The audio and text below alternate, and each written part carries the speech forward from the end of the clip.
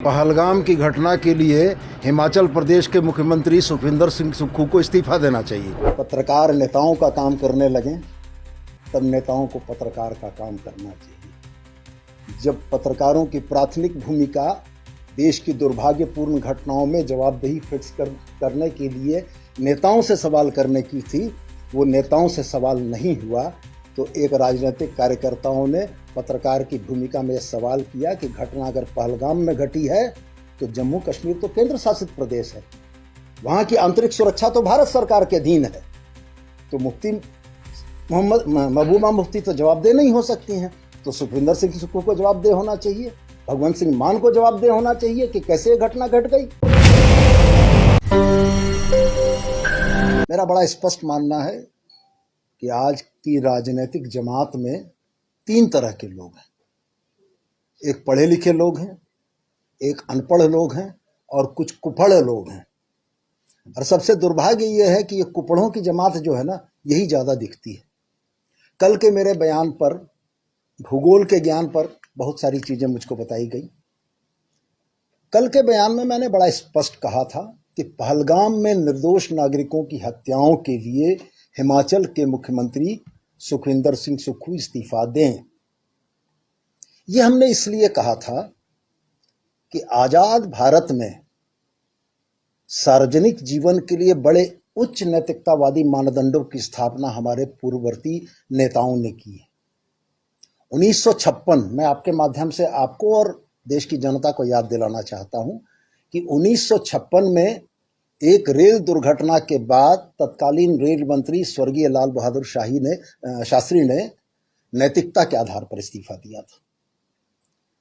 आदरणीय प्रधानमंत्री जी कल जिस बिहार की धरती में नीतीश कुमार जी के साथ बैठे हुए थे, 1999 में रेल दुर्घटना के समय में तत्कालीन रेल मंत्री नीतीश कुमार जी ने नैतिकता के आधार पर इस्तीफा दिया था।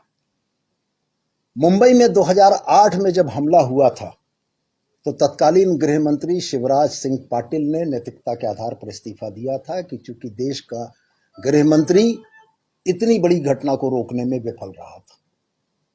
और मुझको बड़ा आश्चर्य इस बात का हुआ कि हमारी पत्रकार बिरादरी, जो लोकतंत्र का चौथा स्तंभ है, उसने 28 लोगों के मारे जाने के बाद किसी पर जवाबदेही फिक्स करने की बात नहीं की। ये चीजें क्यों कर हुई? आखिर यह विफलता किसकी थी? कौन लोग इसके जवाबदेह थे? आप पूर्व की घटनाओं को उठाकर देख लें। 2001 में जब भारत की संसद पर हमला हुआ था तो अफजल गुरु ने जिस डीएसपी सलविंदर सिंह का नाम लिया था कि श्रीनगर से दिल्ली तक उसने पहुंचाया था, आज तक जवाबदेही फिक्स नहीं हुई। जब पहलगाम में, माफ कीजिएगा, पठानकोट में एयरबेस के ऊपर हमला हुआ था, उस समय भी कोई जवाबदेही फिक्स नहीं हुई। जब पुलवामा में 300 किलो आरडीएक्स के साथ हमारी सीमा को चीरते हुए आतंकवादी घुस गए, कोई जवाबदेही फिक्स नहीं हुई। देश को यह नहीं मालूम कि वो 300 किलो आरडीएक्स देश की सीमाओं में कैसे आया। पहलगाम की घटना में 300 किलोमीटर दूर से हमारी सीमा से अगर 6 आतंकवादी टहलते हुए चले आते हैं तो ये विफलता किसकी है? मैं तो सिर्फ यही कहना चाहता था कि अगर कोई जवाबदेही नहीं फिक्स हो रही है तो हमारे सुखविंदर सिंह सुक्खू, जो कांग्रेस के मुख्यमंत्री, उनको जवाबदेही लेते हुए, नैतिक जवाबदेही लेते हुए इस्तीफा देना चाहिए। और मैं तो साथ में यह दोहरा कर कह रहा हूं आपको कि यदि देश उन 28 शोक संतप्त परिवारों के साथ खड़ा है तो इस देश में राष्ट्रीय शोक की घोषणा क्यों नहीं हुई? ये राष्ट्रीय आपदा का विषय था।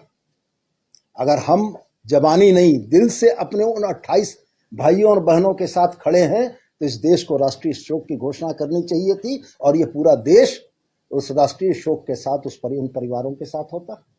तो मैंने तो सिर्फ इतना ही कहा था कि अब बदले हुए इस नए भारत में घटनाओं की जवाबदेही फिक्स नहीं होती है। हमारे आदरणीय नेता प्रतिपक्ष, झारखंड के भारतीय जनता पार्टी के प्रदेश अध्यक्ष, उन्होंने मुझको मेरे बयान को फूहड़ बताया। मैं बड़ा सम्मान करता हूं उनका, लेकिन मैं उनसे जरूर यह कहना चाहता हूं कि कल गिरिडीह में दिए हुए उनके आदरणीय कार्यकारी अध्यक्ष डॉक्टर रविंद्र कुमार राय का बयान भी जरा सा उलट कर देख लेते।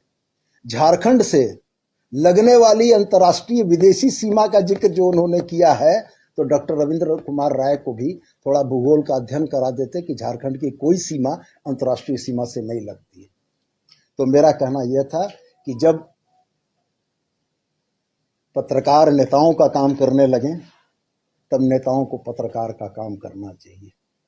जब पत्रकारों की प्राथमिक भूमिका देश की दुर्भाग्यपूर्ण घटनाओं में जवाबदेही फिक्स करने के लिए नेताओं से सवाल करने की थी, वो नेताओं से सवाल नहीं हुआ।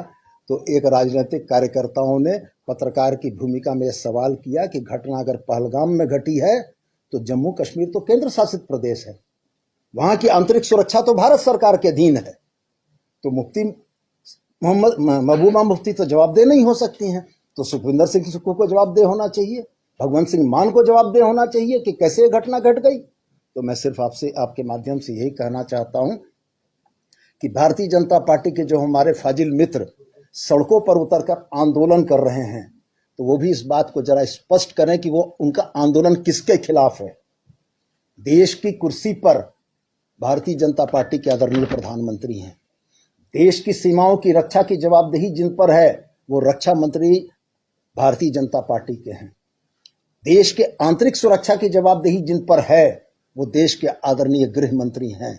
अगर फेल्योर है तो जवाबदेह कौन?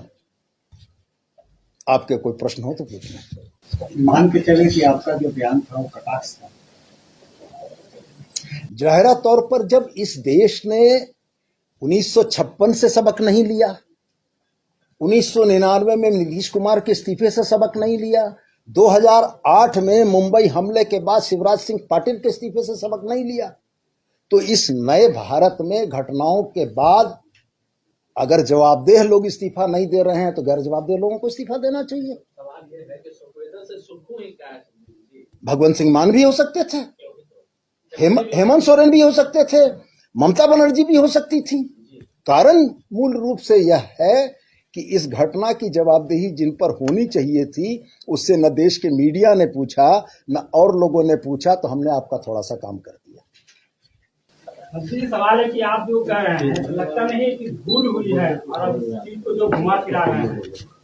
कतई नहीं, मैं सतही बयान देने का आदी नहीं हूं और मैं कभी मीडिया पर यह लांछन आरोप नहीं लगाता हूं कि मेरे बयानों को तोड़ मरोड़ कर प्रस्तुत किया गया। कल के बयान के लिए भी मैं पूरी तरीके से सोच समझकर मैंने कहा है। आप मेरा बॉडी लैंग्वेज देखें, आर भारत के पत्रकार और नक्षत्र के पत्रकार थे, पूरी फुटेज मंगाकर देखें। आपके पत्रकार ने मुझसे गलत सवाल किया था, उन लोगों ने कहा था कि पुलवामा की घटना पर आपको क्या कहना है। हमने आपके पत्रकार को करेक्ट किया था कि पुलवामा नहीं, पहलगाम की घटना पूछी है। तो इसलिए आप कैसे इस बात को सोचते हैं कि जो आदमी स्पष्ट रूप से यह कह रहा है कि पहलगाम की घटना पर हिमाचल के मुख्यमंत्री को सुखविंदर सिंह सुक्खू को इस्तीफा देना चाहिए, तो ये स्लिप ऑफ टंग है। आप तो सर गृह मंत्री का भी इस्तीफा मांग सकते थे उस समय। यह काम तो आपका था जो हमने किया। आगे कल मनीष रंजन का राष्ट्रीय शोक कराया था, सरकार की तरफ से वहाँ कोई? हाँ, निश्चित रूप से मेरा यह मानना है कि वास्तव में सूचना नहीं थी। अगर सूचना रही होती तो सरकार के तरफ से भी लोग जरूर जाते। नहीं, वो जैसे पूर्व में भी हुआ है, पुलवामा के शहीदों को जब दिल्ली एयरपोर्ट पर लाया गया था तो हमारे जो कांग्रेस के नेता प्रतिपक्ष हैं राहुल गांधी जी, उनको एक कमरे में बंद कर दिया गया था। पुलवामा के शहीदों से उनको नहीं मिलने दिया गया था। ये राहुल गांधी जी के इंटरव्यू में स्टैब्लिश चीजें हैं। तो कहने का गरज ये है कि इस तरीके की घटनाओं में श्रेय लेने की जो रणनीति और होड़ रहती है भारतीय जनता पार्टी की, उन लोगों ने सूचना नहीं आने दी, इस वजह से हुआ। खैर, पीड़ित परिवारों के प्रति हमारी बिल्कुल संवेदना है और मैं तो दोहरा कर कहता हूं कि अगर इतनी बड़ी घटना थी, इतना संवेदनशील यह देश है, इस देश का राजनीतिक नेतृत्व अगर इतना संवेदनशील है तो राष्ट्रीय शोक की घोषणा क्यों नहीं हुई? मैं तो ये सवाल करता हूं। बहुत धन्यवाद। और कुछ? हाँ, एक है, ये भाजपा सांसद हैं दुबे जी, कलमा पढ़ रहे हैं और कर रहे हैं कि कलमा पढ़ना पड़ेगा। अब ये तो उनका बयान है, तो ये नहीं उनका बयान है, उनसे पूछा जाना चाहिए। मैं अपने बयान के लिए जवाब दे, उनके बयान के लिए वो जवाब दे। सर, आप नगर विकास मंत्री हैं। रातू रोड एलिवेटेड कॉरिडोर में रातू रोड में जो सड़क बन चुकी है लगभग, उसको फिर से तोड़ के सीवरेज और पानी का पाइपलाइन बिछाने का जो विवाद है, इस पर आप क्या कहेंगे? सबसे पहले तो मैं आपको जानकारी दे दूं कि वो नगर विकास के माध्यम से काम नहीं हो रहा है, वो आरसीडी के माध्यम से काम हो रहा है। फिर भी आपने ये विषय अगर मेरे संज्ञान में दिया है तो हम प्रयास करेंगे कि इसकी जानकारी ले सकें। पाइपलाइन बिछाने का काम नगर विकास का ही है सर, जुडको द्वारा किया जा रहा है पाइपलाइन बिछाने का। पाइपलाइन पेयजलापूर्ति के लिए बिछने वाली जुडको के द्वारा है।